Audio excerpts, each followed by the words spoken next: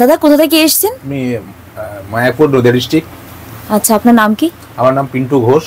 আচ্ছা, আপনারা কোথায় এসেছেন? আমি এসেছি ডাক্তার সন্তুদের কাছে ট্রিটমেন্ট করাতে এসেছি। আপনাদের কি অসুবিধার জন্য এসেছেন? আমাদের পায়ের হাঁটুতে জয়েন্টে প্রচন্ড ব্যথা। ব্যথাটা কি আপনার নাকি আপনার পরিবারের? পরিবারের। আচ্ছা আচ্ছা, তো কিভাবে ডক্টর সন্তুদের সন্ধান পেলেন? সন্তুদের ইউটিউব চ্যানেল থেকে জানতে পারলাম যে এখানে বিনা সার্জারিতেই জয়েন্ট পেন ঠিক করানো হয়। আচ্ছা, আগে কোথাও দেখিয়েছিলেন কি? আগে অনেক জায়গায় দেখানো হয়েছে, মণিপালে দেখানো হয়েছে, ব্যাঙ্গালোরে।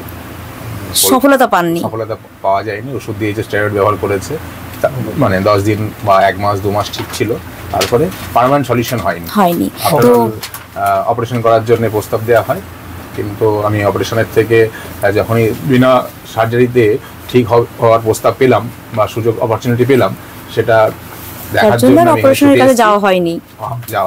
আচ্ছা, তো ডক্টর সন্তুদের কাছে এসে আপনি যতটা শুনেছিলেন বা ইউটিউব চ্যানেল দেখেছিলেন, তো এসে কি মনে হলো?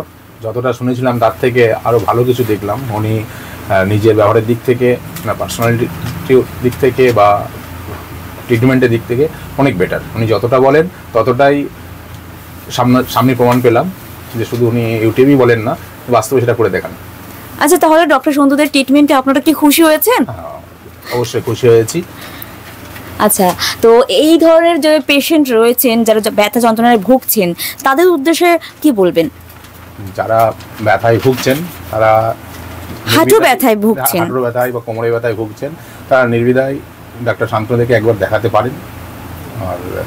আর তাদের যদি সুস্থ হতে চায়, বিনা সার্জারিতে বিশ্বাস করে আসতে পারেন।